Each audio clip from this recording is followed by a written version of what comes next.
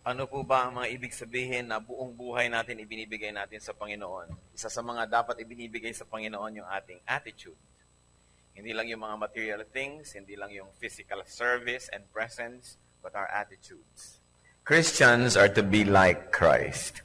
And when we surrender our worldly attitudes to the Lord, the more and more that Jesus can live in us, and the more and more that His reality, His truth, can be applied in our daily life. At nagiging totoo na siya nga ay Lord.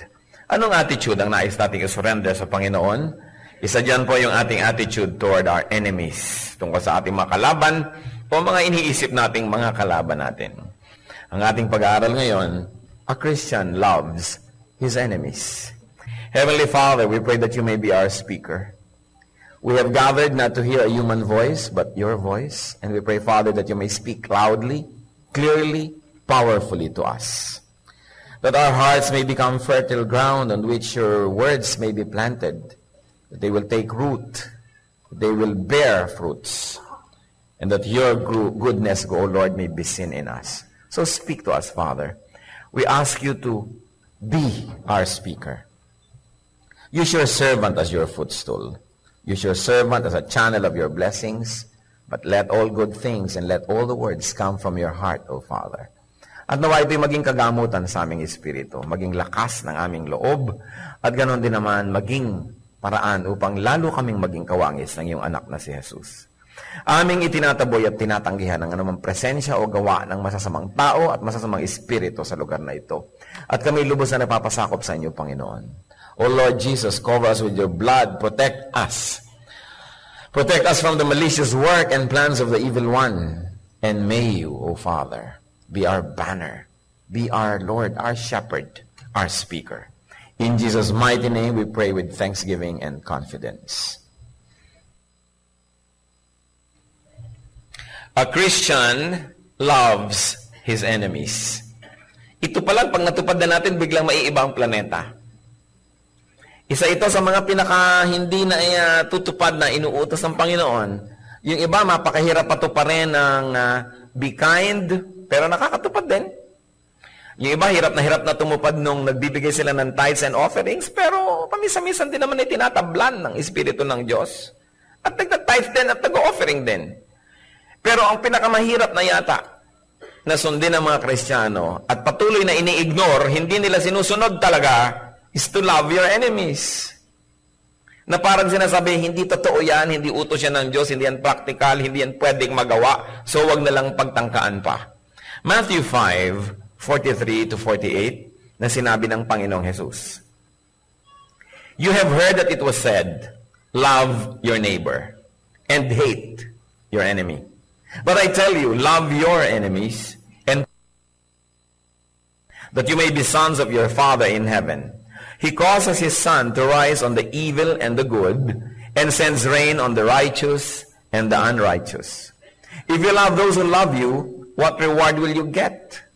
Are not even the tax collectors doing that? And if you greet only your brothers, what are you doing more than others?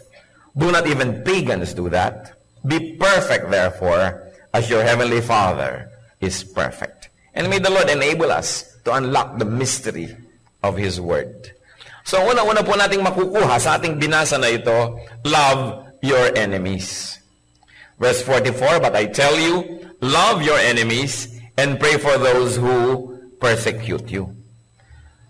Paano kaya ginagawa ang ganyan? Love your enemies at pray for your persecutors. Ano daw magiging resulta niyan? You will be sons of God. Siyempre, yung son collective na yon for whole humanity. You will be sons and daughters of God. So verse 45, that you may be sons of your Father in heaven. Pag ginamit po yung salitang son, ibig sabihin anak, ibig sabihin kawangis, ibig sabihin kauri. So, kung minamahal natin ang mga kaaway natin, at idinadalangin natin yung mga umuusig at nagpapahirap sa atin, tayo daw ay matatawag na anak ng Diyos, o tayo magiging kawangis ng Diyos, at makikita nga ang Diyos sa atin, dahil di ba nakikita mo yung mukha, yung labi, yung ilong ng Ama sa kanyang anak, so makikita yung mga katangian ng Diyos sa atin. And what's the rationale here? He causes the sun to rise on the evil and the good. He sends rain to the evil and the good.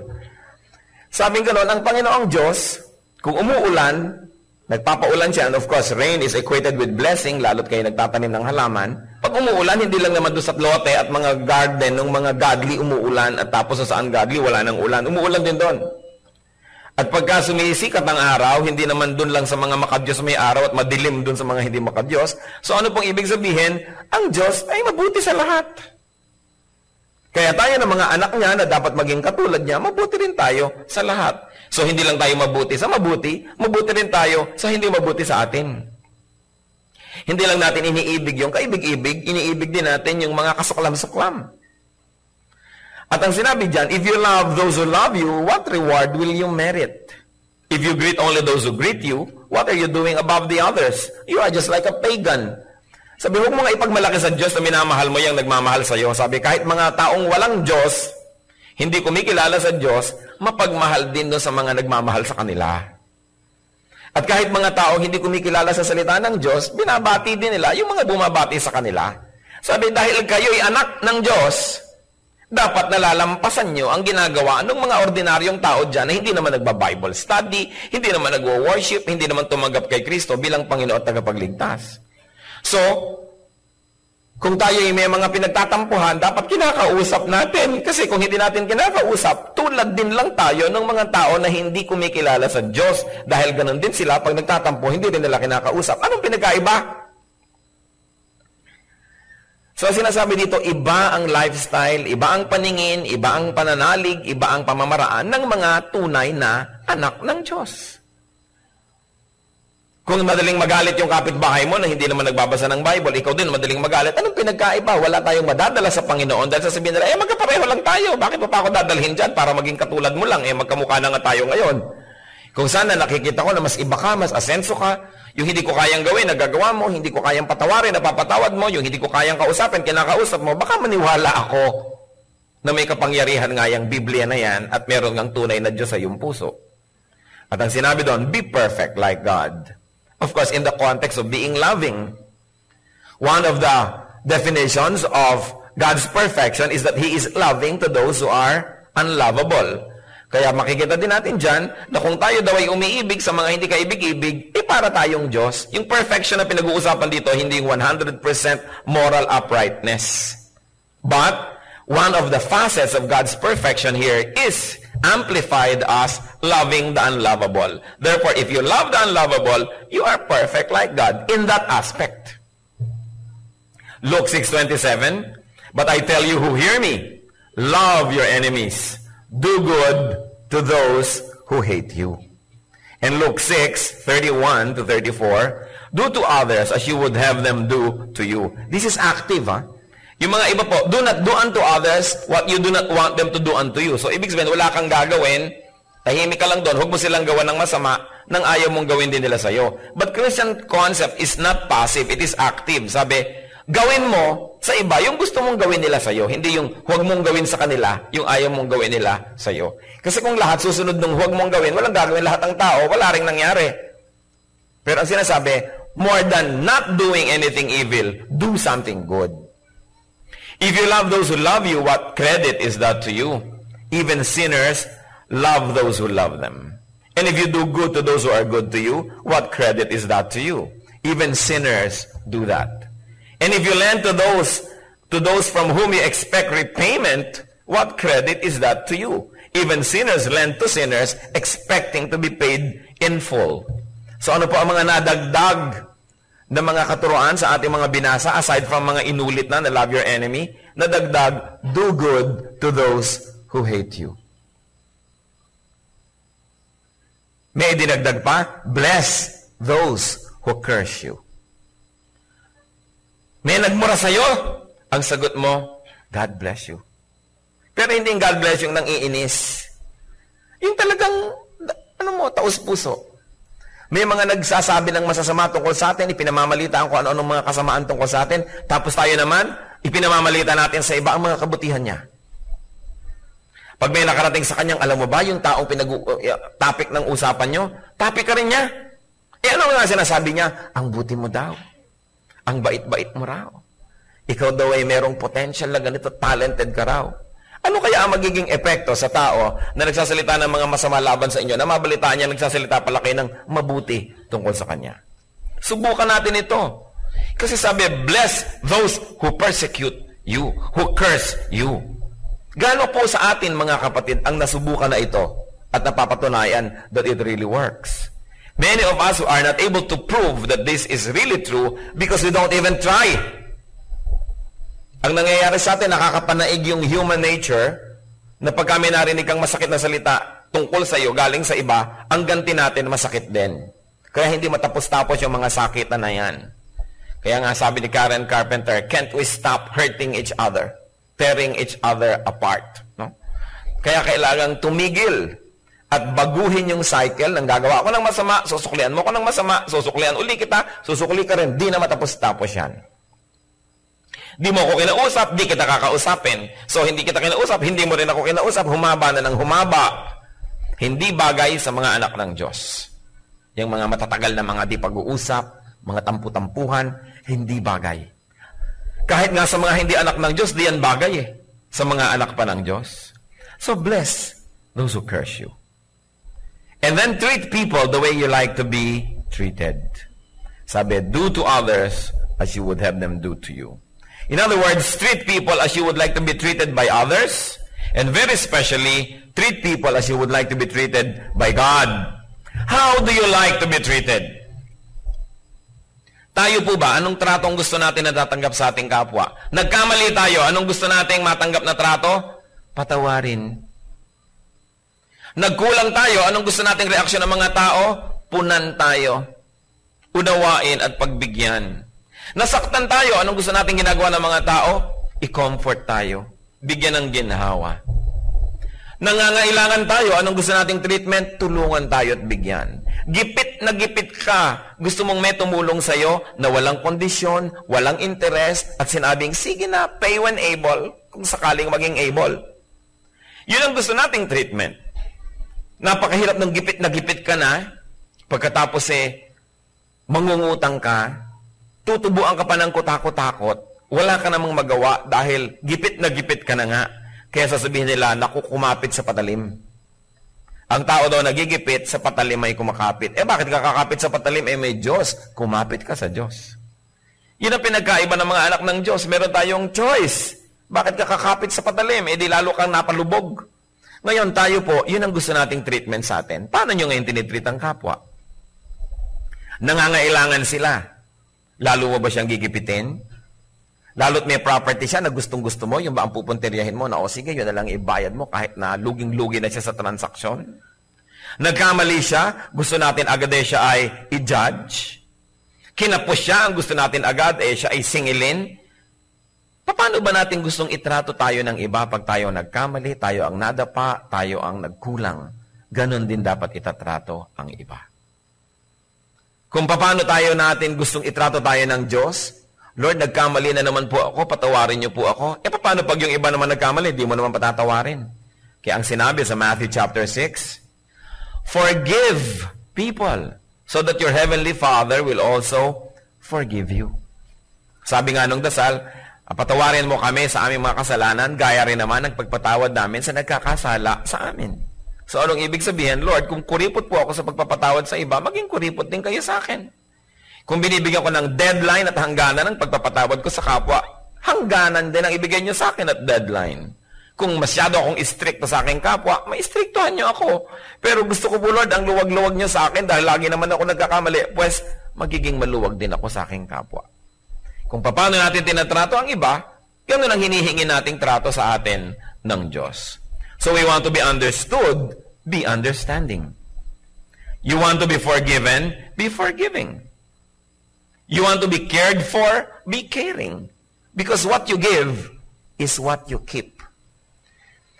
It is this paradox in life that you keep only what you give away.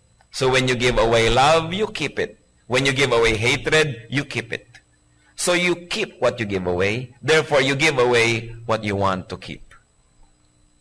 Tayo nga kalaban ng Diyos sa ating kasalanan, sa ating patuloy na katigasan ng ulot, mga pagkakamali at pagkukulang. Ang totoo ay kalaban tayo ng perfection ng Diyos. Pero ganun pa man, minahal tayo at patuloy na minamahal. Matthew 6:14 to 15. For if you forgive men when they sin against you, your heavenly Father will also forgive you. But if you do not forgive men their sins, your Father will not forgive your sins.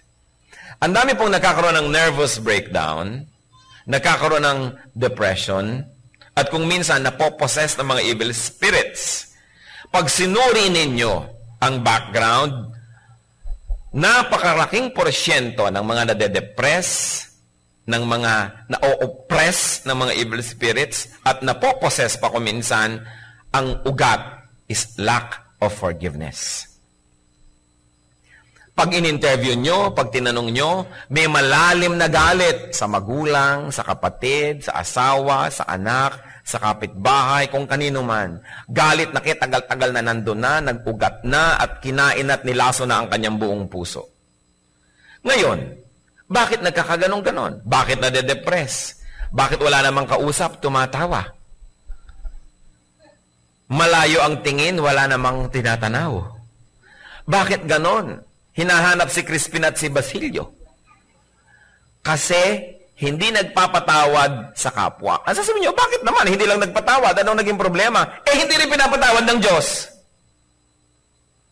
Kasi ang sabi, kung nagpapatawad ka sa kapwa mo, papatawarin ka ng Diyos. Kung di ka nagpapatawad, di ka pinapatawad. So, sino man sa atin?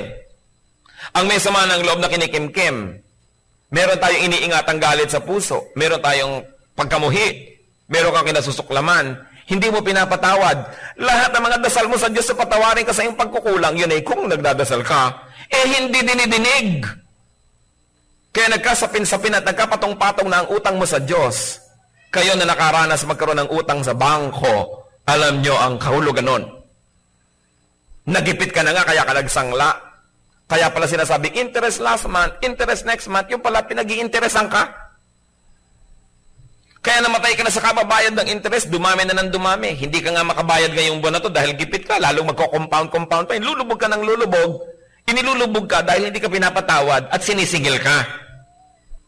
Bangko pa lang yon, nagpapautang pa lang yon. Yung Diyos sa langit, yung bangko ng langit, na ang dami-dami mong utang, hindi ka pinapatawad, nagko-compound, kaya ka lubog ng lubog, dumadali naman kay Satanas, na paglaruan ka, siklot-siklotin, dahil wala kang proteksyon. Walang grasya ng Diyos dahil hindi ka pala pinapatawad. Ang dahilan, hindi ka kasi nagpapatawad sa iba. Kaya yung maraming mga causes ng sobrang psychological and emotional illnesses is bitterness, lack of forgiveness. Una, pag hindi ka nag-forgive sa kapwa, nalugi ka dahil hindi kayo naging friendly. Nalugi ka dahil yung pwede niyang tulong na ibigay sa'yo, hindi niya naibigay. Yung sayang pwedeng ibigay niya, hindi niya naibigay. At yung gusto mong ibigay sa kanyang pagmamahal, hindi mo rin naibigay. Nakikimkim, na hihirapan ng loob mo. Pero may mas malaking lugi. Kasi yung hindi natin pagpapatawad sa iba, hindi tayo napapatawad ng Diyos. Dami ng dami, dami ng dami. So para ba yung sinasabi mo na, humihingi naman ako ng tawad pero pinapatawad ka ba? Sinabi na nga if you do not forgive men their sins, your Father will not forgive your sins. Lumalaki lang lalo ang utang, parang naisubukan nyo, may utang kayo sa bangko, ang laki-laki na, kahit maghulog kayo ng konti, tas hindi nyo na ituloy-tuloy, wala, kinain lang nung dating utang nyo yung naihulog nyo, nawala rin. Gaano karami ang utang natin sa Diyos? Baka naman dasal kayo ng dasal araw-araw, patawarin niyo po ako sa pagkakamali ko kahapon, kanina. Akala niyo nga napatawad dahil meron pala tayong hindi pinapatawad. Tatandaan niyo ito, verse 15, Matthew 6. If you do not forgive men their sins, your Father will not forgive your sins. And this is Jesus saying it. Kaya mahalagang mahalaga, magpatawad tayo dahil tayo'y banal. At kung hindi naman tayo talaga ganong kabanal, magpatawad tayo dahil tayo'y wise. Dahil kung hindi tayo nagpapatawad, we burn the bridge over which we too must pass. Sa kahigpitan mo sa kapwa, ayaw mong paraanin, sinunog mo ang tulay, pati ikaw, hindi ka lang madaanan. And it is the bridge of forgiveness that we all need. So kung ano sa prayer, ganon din sa ibang larangan. No? Pag tayo nagpapatawad, pag tayo gumagawa ng mabuti, nagiging mabuti ang nangyayari sa atin. Luke 6:35 to 36. But love your enemies. Do good to them. And church, listen. And lend to them without expecting to get anything back. Then your reward will be great. And you will be sons of the Most High, because He is kind to the ungrateful and wicked. Be merciful, just as your Father is merciful. Napakalalim naman ng Christianity. Napakalalim naman ni Jesus sa kanyang mga ipinagtuturo na ito. Love your enemies, do good to them. Pahiramin daw ng walang inaasahang bayad yung mga nangangailangan na mga kaaway. Can you imagine kaaway? So, edi lugi ako, lugi ka sa earth. Pero your reward will be great. At ano yung reward na yon? You will be called the sons of the Most High. Therefore, lahat ng ipapamana ng Diyos sa kanyang mga anak, lahat ng inireserba niyang blessing sa kanyang mga anak, ay mapapasayo.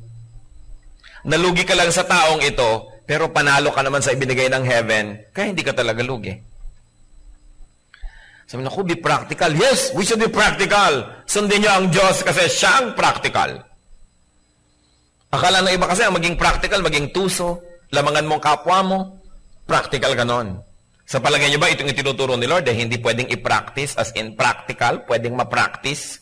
Pwede. Nauna na nga siya.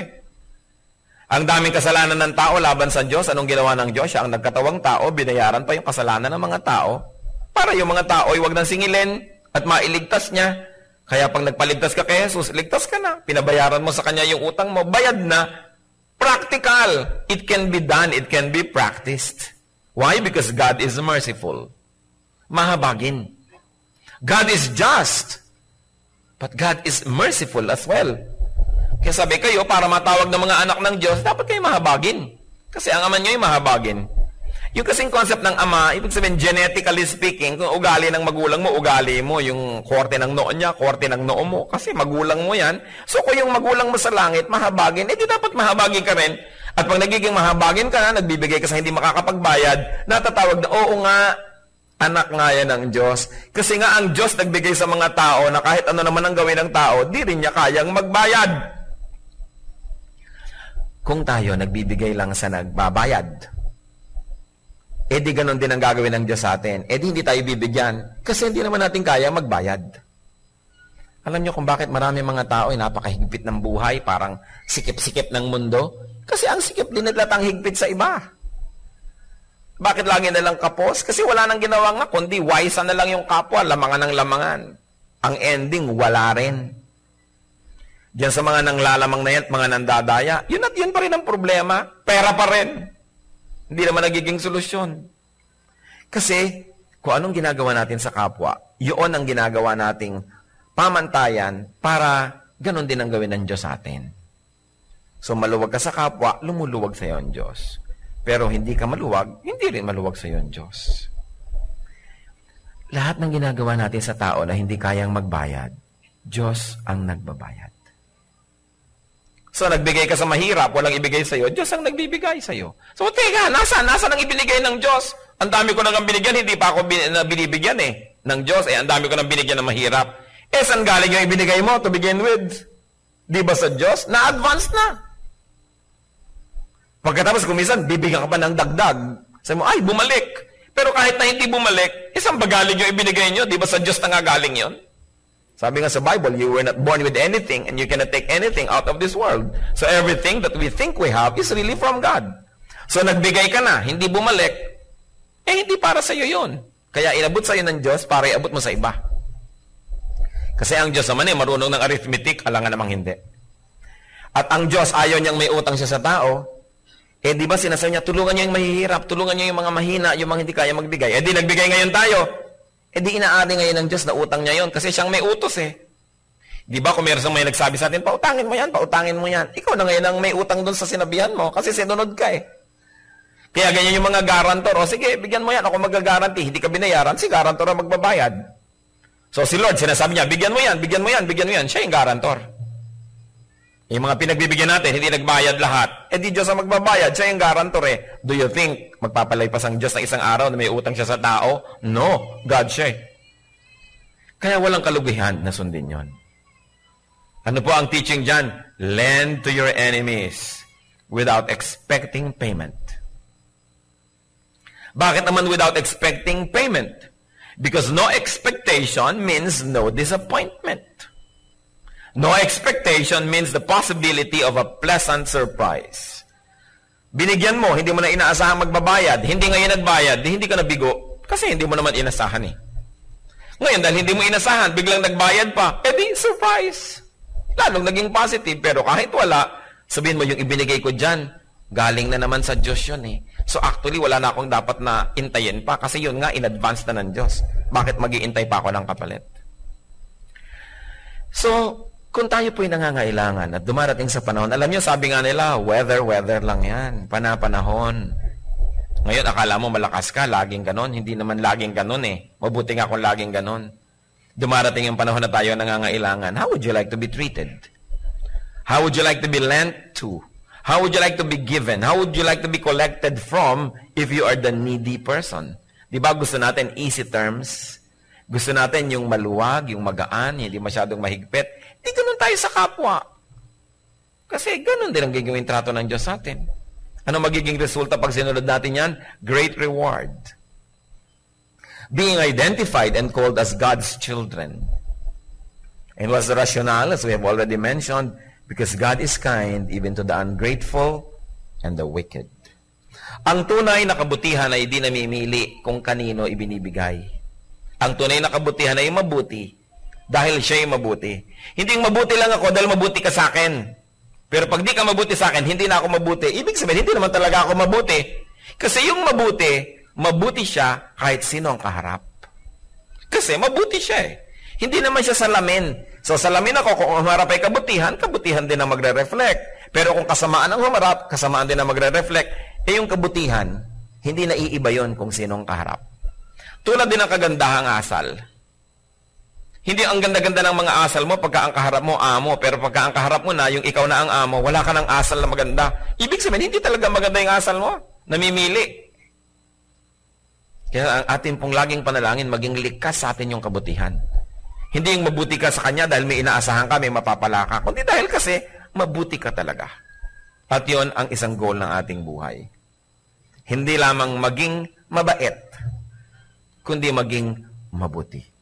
May pinagkaiba yun. So Christ and Christian teaching does not only repair, but more than that, recreates the person. Pag sinabi, love your enemy, sobrang revolutionary na ideya yan. Hindi lamang niya nilalagyan ng bagong palamuti ang iyong buhay, hindi ka lamang binibigyan ng konting makeover ng Diyos, iniiba ka na buong buo. Dahil ang natural sa tao, dahil sa kasalanan, is to hate your enemy, to do evil to those who do evil to you, gumante. Pero ang sinasabi ng Diyos, maging iba kayo, kasi hindi kayo mga taga-sanlibutan, kayo yung mga anak ng Diyos. 2 Corinthians 5:17. Therefore, if anyone is in Christ, he is a new creation. The old has gone. The new has come.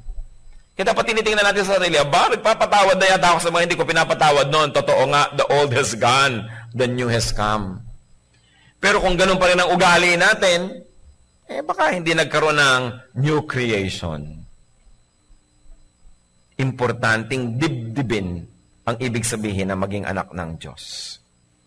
Christ brings not just a rearrangement, but total reconstruction of our personality. A total change of attitudes. A total change of lifestyle. A one-half Christian is a one-whole nonsense. Dapat buo. Hindi ka prakapraso. Buo.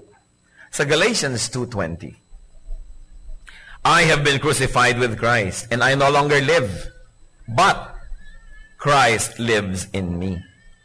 The life I live in the body, I live by faith in the Son of God, who loved me and gave Himself for me. Dahil ibinigay ni Kristo ang kanyang buhay para sa atin. Nung tinanggap natin yung buhay na yon, na buhay na walang hanggan, galing kay Kristo, tumigil na tayong mabuhay para sa ating sarili. Nagpalit tayo eh. Lord, eto yung buhay kong masama sa inyo na, at please, mamatay po kayo para dyan, bayaran nyo. At yung buhay niyong mabuti, amin naman, na akin na, ibigay niyo sa akin. Ito yung katawan ko, ito na yung marumi kong espiritu. Ito naman, ibigay niyo sa akin yung malinis niyong espiritu. So, mamamatay kayo dahil sa akin. Therefore, mabubuhay kayo sa pamamagitan ko. At mamamatay din ako sa dati kong sarili dahil sa inyo. So, ang totoo niyan, pag tinanggap natin si Kristo, pareho tayo namatay. Namatay si Kristo para sa ating kasalanan. Ibinigay sa atin ang kanyang buhay. Tayo naman namatay na sa dati nating buhay at ibinigay na natin sa kanya ang ating buong pagkatao para yung buhay niya na naputol dahil namatay para sa atin, magtuloy naman sa atin. Nalipat. Kaya sabi niya, I no longer live, but Christ lives in me. So, di lugi ka, yung buhay mo nawala. Ano naman ang dapat mo ipanghinayang yung buhay na yun pang impyerno? Kaya nga kinuha na ni Kristo para hindi na yun ang buhay mo, ibinigay ngayon sa iyo yung buhay niya. Sasabihin mo, di lugi ka. Buong buhay mo, hindi mo nasusundin yung gusto mo, si Kristo na. Gaano ba kahaba ang buhay ko? 70 years, 80 years, 100 years? Okay na yun, ibigay ko sa kanya. Binigyan naman niya ako ng eternal life na kapalit. So, hindi ako lugi doon. At saka, hindi naman laging mahirap sundin si Kristo Mahirap lang sundin sa umpisa. Pero pag pinayagan kong mangyari ang gusto niya, naiiba na ako na ang pagsunod kay Kristo ay hindi na mahirap gawin, kundi nagiging pleasure, nagiging joy. Dahil totoong naiiba pati ang taste natin. Kaya sabi dito sa Galatians, I no longer live, but Christ lives in me. So kung nung araw na ako ang nakatira dito sa katawan ko, gumawa ka ng masama, gagawan din kita, pero teka, born again na ako New creation na ako. Si Kristo nang nakatira dito. So yung ginawa mong masama, susuklihan ko ng mabuti, kasi si Kristo, yun ang ginagawa niya, at yun ang gusto niya mangyari. Kaya nahihirapan tayo, dahil dalawa yung nakatira. Kumisan, 3 pa. Inalis mo na yung buhay mo, buhay mo na si Kristo sa'yo, tapos mo, teka. Halika muna old self, bumalik ka dito, sumiksi ka dito, at lalabanan natin si Kristo dito. Kaya kumisan ang gulo ng buhay natin. Nagtatalo yung loob natin, nagdadalawang loob tayo, dahil dalawa yung pinapatira mo, may 3 pa. Sa taning, halika muna dito, sandali. Sumali ka rin dito sa gulong ito. Kaya pinag-aagaw-agawan tayo noon. Samantala kung single-hearted ka, alam mo, you accepted Jesus as Savior and Lord, siya na ang nabubuhay sa'yo, wala na dapat choice. You know, Christians, ang choice natin, hindi between bad and good. Hindi yun choice. Choice lang yun ng hindi anak ng Diyos. Pero pag anak ka na ng Diyos, hindi mo na choice yung bad. Ang nalilito ka na lang between good, rather, or better. Litong-lito ako kung anong gagawin ko. Sabi ng kaibigan mo, namimili ka between bad and good? Hindi. Ba't ako mamimili? Hindi ako namimili ng bad. Puwera na yan sa choices. Anong nakakalito? Kasi yung gagawin ko, nalilito ako kung good o better. O good, better, or best. Doon lamang namimili ang anak ng Diyos. Hindi kasali yung bad sa choices. So, ginawan ako ng masama nito. Hinagisan ako ng granada. Ano kaya ang ipapadala ko sa kanya? Tinapay? Tinapay na may palaman? O tinapay na may palaman at kasamang juice? Litong-lito ako. Kung good, better, o best. Dapat ganun ang choice natin. Kahit alin kasing piliin mo, hindi ka pa rin nagkasala. Hindi yung, ano kaya ang pipiliin ko, asawa ko o yung iba. Hindi ganun din iisip ng Kristiyano. Diba? Yun na yun. Gagawa ko kaya ng masama o mabuti. Hindi pang Kristiyano ang ganung pag-iisip. Sinabi na nga, I have been crucified with Christ. I no longer live. Di ba may pelikula dating, Alice doesn't live here anymore. So pag may kakatok sa pinto mo, si Satanas, sabi, huy, kaibigan, ang pangalan mo halimbawa Christy. Christy, alika na, gawin na natin yung dati natin gawin. Sasabihin mo, Christy doesn't live here anymore. Si Kristo na nakatira dito, kaya umalis ka dyan. No? Pero hindi, tayo pa kuminsan na nagsasign doon sa pinto. Satan, welcome. Let's revive the good old days. Paano yan? Si Kristo nasa iyo na, papalisin muna natin. Magko-confess na lang tayo bukas.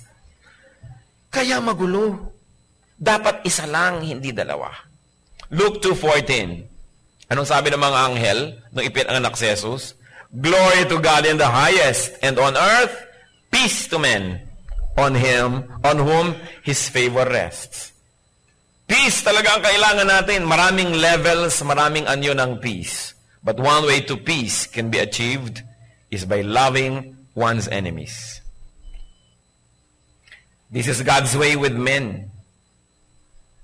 Love your enemies. Kaya yung mga mag-asawa, dapat magmahalan ng lubos. So, bakit anong kinalaman ng mag-asawa? Di ba ang utos, love your wife. Love your husband. Hindi ko na parang asawa yan eh. Para ko na lang kapatid.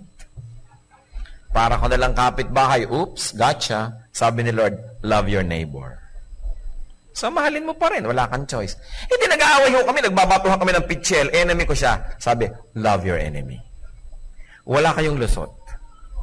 Lalo ang mga mag-asawa. Magmahala na lang kayo. Huwag na kayong makipagtalo sa Diyos. This is God's way. And you know why God wants us to be kind and good? Because kindness blesses. Because kindness begets kindness. Kindness defangs evil anger. Galit na galit ang tao, sinalubong mo ng kapayapaan at kahinahunan, hindi man ka mahalin nun, mababawasan ang galit nun. Gustong-gusto kang saktan, pero bigla kang dumating, inaabutan mo ng buko pie. At least ihampas man sa iyo yung buko pie, malambot. Kung ang dala-dala mo, bakal para ihampas sa kanya, naagaw sa iyo, naihampas sa iyo. Di ba maraming ganun, inagaw sa iyo yung dala mo, siya pang ginamit para laban sa iyo. Kaya ingatan nyo kung anong dala nyo, dahil baka sa inyo gamitin. Lagi kayong magdadala ng buko pie. Anong sabi sa Romans 12:20? On the contrary, if your enemy is hungry, feed him. If he is thirsty, give him something to drink. In doing this, you will heap burning coals on his head. So, gumawa doon ng mabuti. Kahit sa iyong parang pineperceive na kaaway. Si Don Pasiano Rizal, kapatid ng ating national hero at para na rin niyang ama na nagpaaral sa kanya. At pagkatapos naging general ng Katipunan at ng Himagsikan matapos si Rizal ay binarel. At pagkatapos, maraming mga Pilipino ang naging maka-Amerikano nung tayo sinakop ng mga Amerika. Nung minsan daw, panahon ng Amerikano, merong kumakatok sa kanyang bahay sa Los Baños. Yung mga katulong, nung makilala yung kumakatok, ay pinaakyat agad dahil ang kumakatok ay si Pedro Paterno. Pero sa tingin ni Don Pasiano, ay hindi dapat patuloyin. Sapagkat ito, naging mga federalista, naging mga maka-Amerikano agad.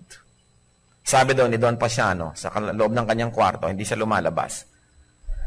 Kung ang kumatok sa ating pintuan ay mga hampas lupa at mga lubos na mga kasuklam-suklam na mga tao, paaakyatin niyo ba sa ating bahay para painumin? Sabi daw ng mga katulong, hindi po. Bueno, pababain si Ginoong Paterno at painumin sa tarangkahan. Ganun daw ang ginawa. Kasi perceive niya nakaaway ng bayan eh. Pero, pinainom pa rin. Hindi na lang doon sa honored place sa kanyang sala. Sabi, if your enemy is hungry, feed him. If he is thirsty, give him something to drink. Siyempre, hindi naman gospel truth yung ginawa ni Don Pasiano Rizal. Ang sinasabi lang natin, nagpainom pa rin.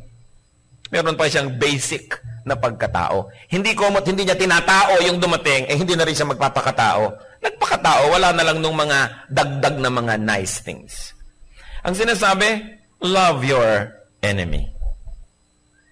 But this is the most blatantly broken command, probably. Totoo ba na nangyayari sa buhay ng mga Kristiyano? Kasi alam nyo kung totoo, maiiba ang planet. Sa dami na ba naman ng mga Kristiyano, lalo ngayon, sa dami ng mga apektuhan natin na tao, magkakaroon talaga ng change sa pamumuhay ng marami kung susundin natin ito. Why? Because hatred begets hatred. Love begets love. And at least, love weakens hatred or love weakens the enemy. Kung maibigin ka, kung hindi man maging maibigin ang iyong kalaban, at least mababawasan siya ng pagkamuhi at galit. Dahil hindi ka naman kagalit-galit eh. Kaya, ang mahalaga, love. Because love can conquer. Ano po ang sabi sa Proverbs 15, verse 1? A gentle answer turns away wrath, but a harsh word stirs up anger. A gentle answer turns away wrath. Merong tao galit na galit sa'yo, ikaw talaga, bakit yan ginawa mo? Hindi mo na alam. Oo nga kasi hindi ako marunong. Pasensya ka na. Di biglang tatahimik yun. Alam naman magpatuloy pa, ang gentle na nga na yun sagot. Kaya kung minsan may mga ginang, mga pasapasa, pastor. Napakasama po ng aking asawa. Pinagbubugbog po ako. Ibig mo sabihin, sister, nakaupo ka, tahimik na tahimik. Nakatingin ka sa mga ulap. Bigla siyang lumapit at pinagsasampi ka kanya. Pagka ganon, dadali natin siya sa Mandaluyong. O baka naman, sumasagot ka. Konti po. Wala namang babae nagsabing, tagalakot, tinalakan ko ng tinalakan. Konti ho, sumasagot lang po. Ganyang kabanayad, tulad ng pagsasabi mo sa akin ngayon. Kasi kung ganyang kabanayad at sinaktan ka pa niya, ay may sira siya. Pero kadalas kasi, tumahimik ka, hindi ako natahimik. Tumahimik ka, hindi ako natahimik. Kaya nagkakagulo. Ipasahin, tumahimik ka! Etong kape. Ewan ko naman kung bigla ka pa niya saktan. Talagang baliw na yon. Sabi sa Bible, a gentle answer turns away wrath. Ngayon, hindi naman natin justify yung mga nananakit, ha? Siyempre, no. Ang ibig lang natin sabihin, kung minsan, nasasakatan din tayo, dahil bagamat siya ang unang gumawa ng mali, yung sagot natin ay mali na rin, pareho na lang kayong mali, kaya nagkakaganon. May gumawa ng mali, may pasok na mali, ang sagot nyo tama. Paano pa siya magkakalakas ang loob na gumawa ng pangalawang mali? Hindi siya makaka-second base. Kasi parang tennis siyang galit. Nag-serve, hindi mo pinalo ang bola pabalik, di walang laro. Nag-serve uli, hindi na naman bumalik ang bola, ang tawag na doon, love. Ibig sabihin, 0. Walang score. No? So, nakakatatlong balik na yung bola, wala nang lamanan. Ibinabalik mo, ibabalik mo, kaya 3 araw na kayo nagbabalikan, pagod na kayo. Kaya yung mga tennis player, gusto niyo magpahinga, huwag niyo ibalik ang bola. Ganon din yung galit. Lalo na sa galit. May galit siya, huwag niyo suklian ng galit. Titigil yan. Kasi apoy man at huwag niyong gatungan, nauubos. Hindi ba't kaya lumalaki yung apoy? Kasi tatapunan mo pa ng mga lalong nagsisiklab. Hindi matapos-tapos. Ganyan din yung hindi mo ko kinausap, hindi kita kakausapin. Hindi mo ko kinakausap, hindi kita kakausapin. Hindi mo na malaman kung sino nag-umpisa noon. At mahalaga pa ba kung sino nag-umpisa? Sa palagay niyo ba kung ang kapwa siya ang nag-umpisa ng mali? Justified na kayo naman yung huling gumawa ng mali? Hindi na mahalaga kung sinong una at sinong huli. Pareho lang kayo mali. So, we conquer. Because love should conquer. Romans 12:21. Do not be overcome by evil, but overcome evil with good. Overcome evil with good. Sinigawan ka, hindi palakasan ang sigaw. Ang sagot mo mahina. Paano pa sisigaw uli? Overcome evil with good. Because the best way to beat your enemy is to turn him into a friend. Yung enemy na ikadena nyo, matutulog kayo mapayapa? No. Pwede niya makalasyon. At gawang kayo ng masama. Ibinilanggo ninyo, pwede siya makatakas.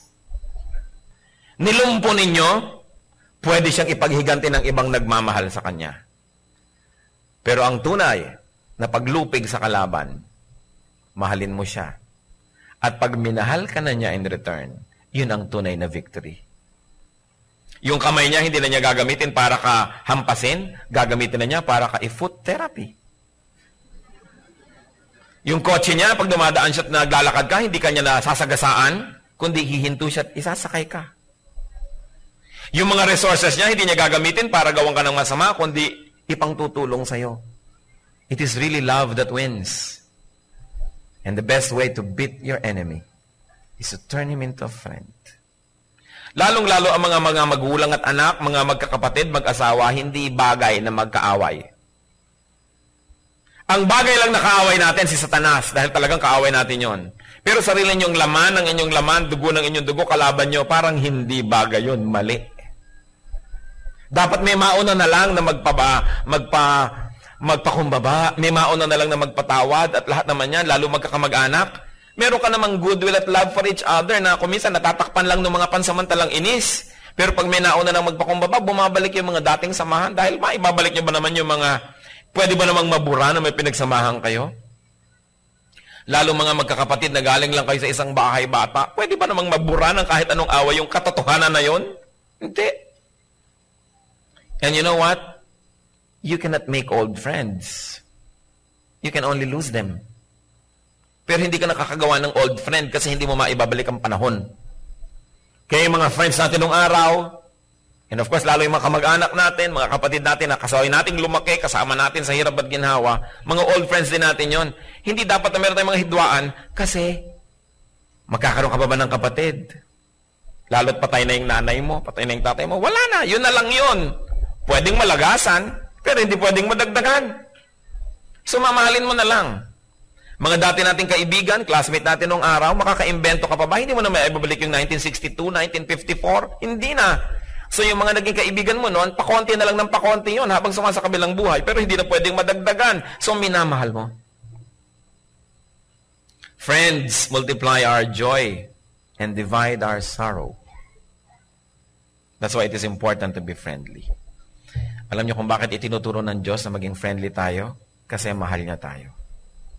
Kasi alam niya that friends can be channels of blessings. Parang mga magulang na tunay na nagmamahal sa anak, hindi mo itinuturo maging suplada yung anak mo, maging masungit, maging mataray, maging ganito, maging ganyan. Kasi maraming mayayamot. Pero tinuturoan mo siyang maging mabuti, mapagpakumbaba, para maraming matuwa sa kanya at maraming magmahal, hindi lang ikaw. Yun ang magandang pagmamagulang. Dinadamihan mo ang mga iibig sa iyong anak, hindi yung tinuruan mo maging tamad o tinolerate mo, ng tao na kasama na inis. Masyadong selfish, walang natutuwa. So pag namatay ka na, wala na ibang mag-aalaga sa kanya.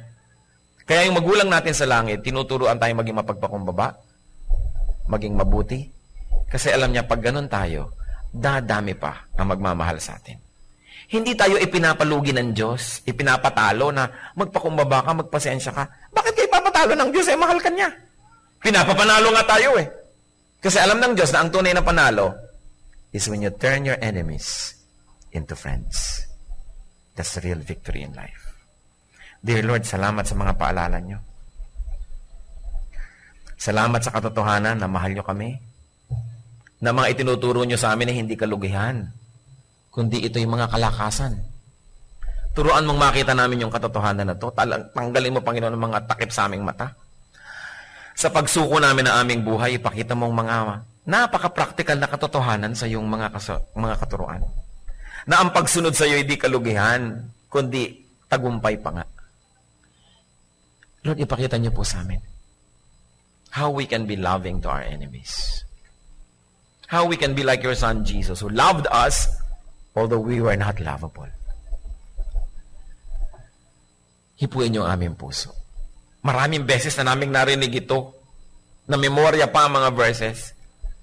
Pero tingnan niyo, Lord, kung totoo at nangyayari sa aming buhay o hanggang salita na lang ba ito. Bigyan niyo po kami ng kapangyarihan ninyo. Pinasasakop namin sa iyo ang aming puso. Makapangyari kayo. At kami mga nagtitigas-tigasan ng loob, tinatanggihan ng mga katotohanan ito, basagin mo, Panginoon, ng iyong kapangyarihan. Ang mga pagmamatigas na ito. Turuan mo kaming magpakumbaba at gawin ang tama. Salamat sa iyong mga paalala. Mga kapatid, patuloy tayo yumuko sa presensya ng Diyos. At sa ilang saglit, hayaan ang Espiritu ng Diyos ang mag-minister sa ating lahat. Paano ba tayo dapat maging loving? Do we keep enemies? We should end it. Lalong-lalo mga mahal natin sa buhay, mga kamag-anak natin, malalapit sa atin, mga kasama natin sa trabaho. Lason sa buhay natin ang may mga kasamaan ng loob. Wakasan, gawing totoo si Kristo sa ating buhay. Be with the Spirit of God for a while. And may you be blessed.